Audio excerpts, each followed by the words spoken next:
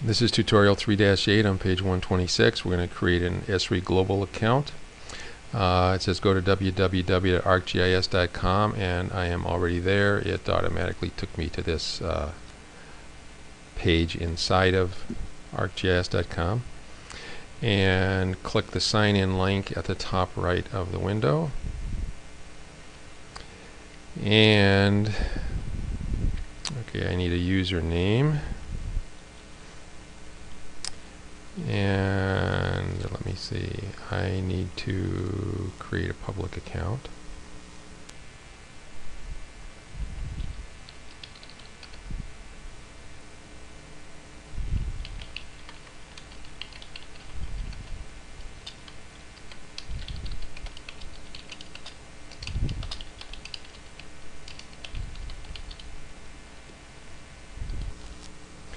Okay, I've gone through the registration process, which I turned the video off for, and now I am back at step number 5. It says click ArcGIS on the main menu, and I'm going to pause a moment and read the instructions here, and then we'll continue on page 128. Okay, we're now on page 128, number 1 at the top. It says click on map on the main bar.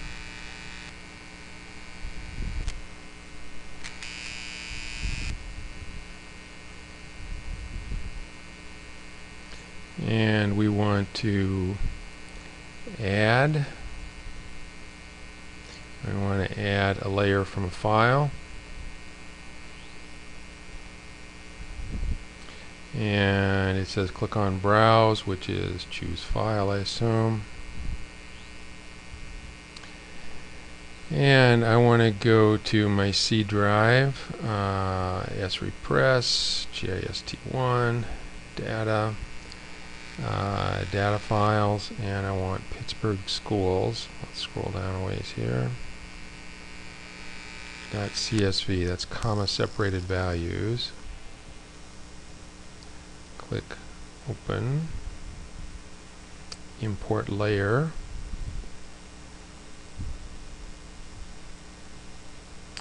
Okay, and it should zoom into Pittsburgh, and it should show us the schools that were in the file that we just opened up. Step number 3 on page 128. Click Save, Save As.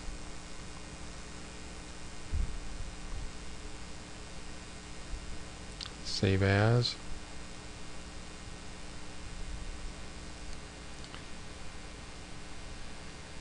Okay, and the title for the map is going to be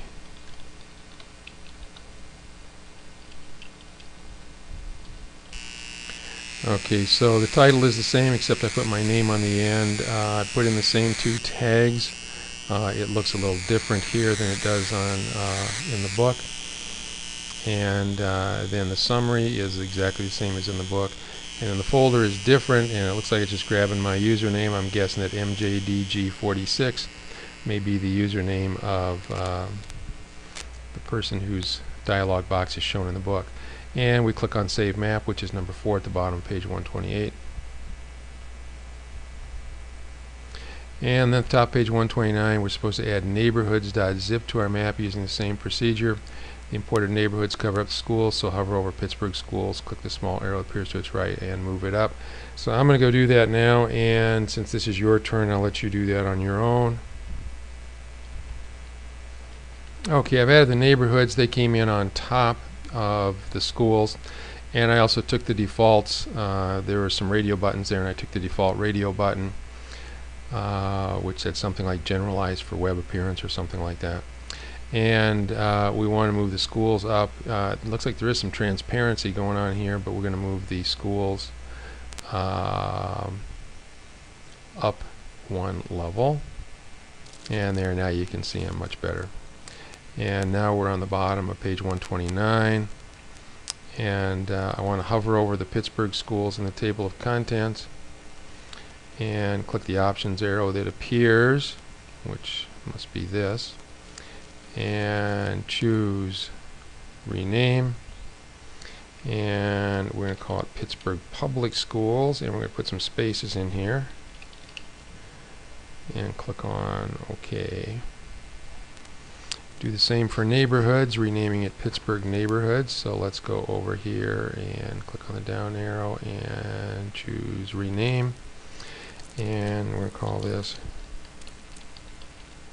Pittsburgh Neighborhoods. Click on OK.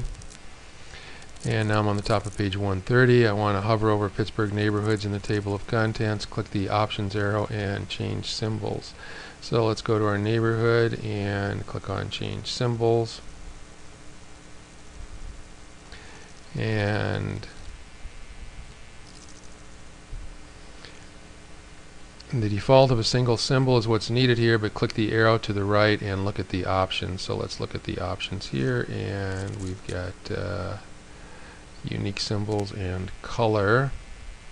Single symbol uses the same color fill and border for each polygon. Unique uses a code so they'd all be different. Number 3, with a single symbol selected, click change symbol. So we've got a single symbol selected and click on change symbol over here. And in the transparency I want 100%, and I want 2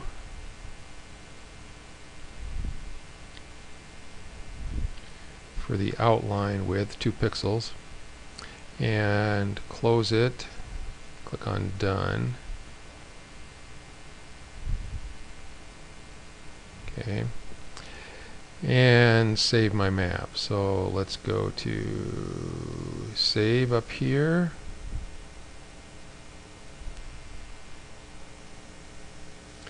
Okay, and now we want to symbolize the points. We're at the bottom of page 130.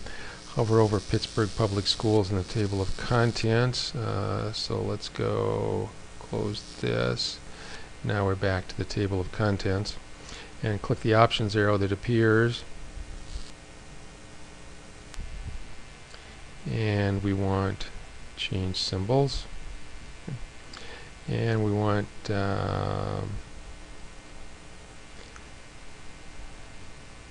unique symbols. And then we want the field is level, which is right here, and click the point marker symbol for high, which is high school, shown above. So these are the values. So I want to click on the point here, and I want to change the symbol, and I want to select shapes for the point marker family.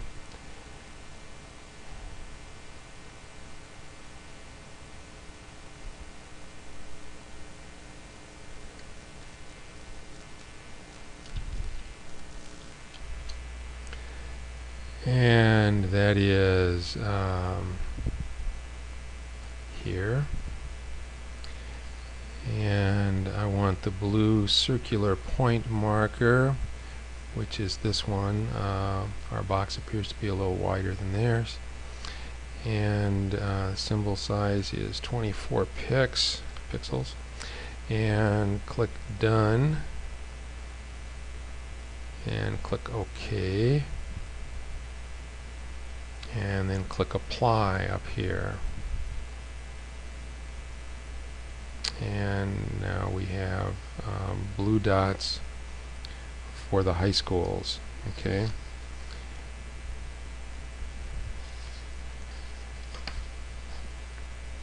And I will let you go do your turn.